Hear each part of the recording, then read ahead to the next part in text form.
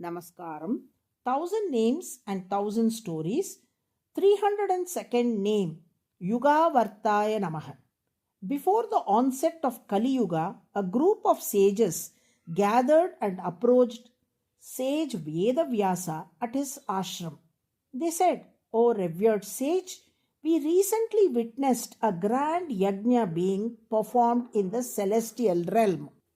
However, with Dwapara Yuga coming to an end and Kali Yuga beginning, we are uncertain whether such yajnas will continue in the earthly realm.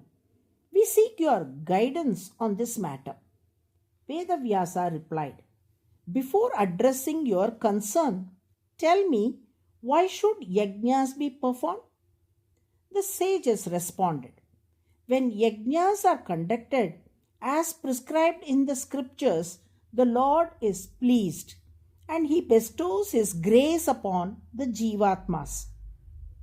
However, we fear that in the coming Kali Yuga, people may lack the knowledge, strength, and ability to perform such yajnas. As a result, they may struggle to receive the Lord's grace. That is why we have come to seek your advice."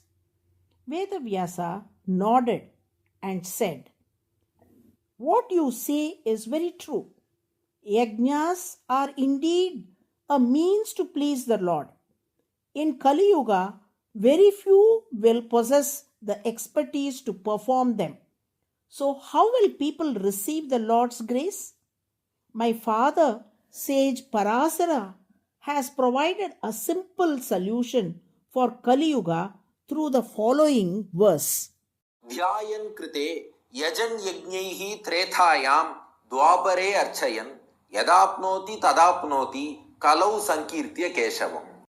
This verse explains the path to liberation in each yuga.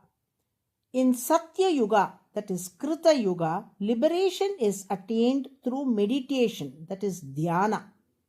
In Treta Yuga, it is achieved through yajnas, that is sacrificial rituals. In Dwapara Yuga, devotion is expressed through archana, ritualistic worship. In Kali Yuga, the same liberation can be attained simply by chanting the holy names of the Lord, that is Nama Sankirtanam. This verse highlights the supreme power of Nama Sankirtan in Kali Yuga. In this age, the simplest and the most effective path to divine grace is through sincere devotion and the continuous chanting of Lord's names. The sages, reassured by these words, asked, "O revered Vedavyasa, does this mean that in Kali Yuga, people will not be able to perform dhyana or yajna, that is the sacred fire rituals?" Vedavyasa replied, "Only a few will possess the skill to perform yajnas, and not everyone will be able to undertake them.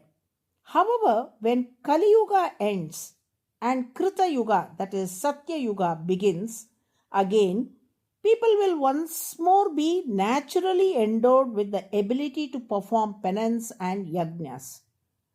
The sages then posed another question. "You say that each yuga has a specific dharma.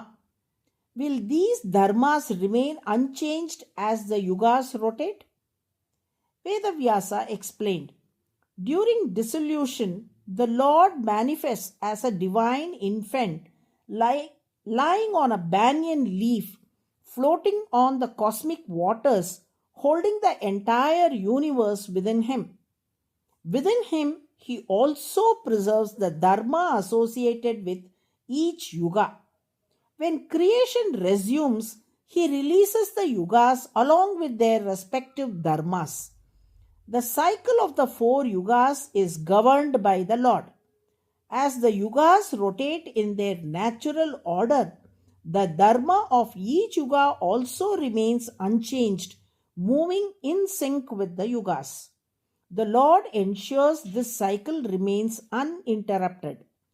Thus, in Kali Yuga, Nama Sankirtan, will be the prescribed means to receive divine grace. When Satya Yuga begins again, its corresponding dharma will prevail. You can rest assured that these cyclic changes occur according to the divine will. The Lord is the one who governs the rotation of the yugas, and this is reflected in his divine name, UGHAAVARTHAAYA, the 302nd name in the Vishnu Sahasranamam. The term Avartha means rotation, and Yuga refers to the cycle of 4 yugas.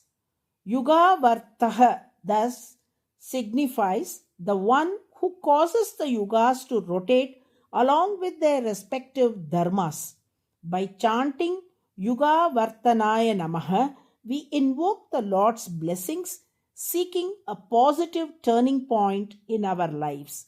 Narayana, Narayana.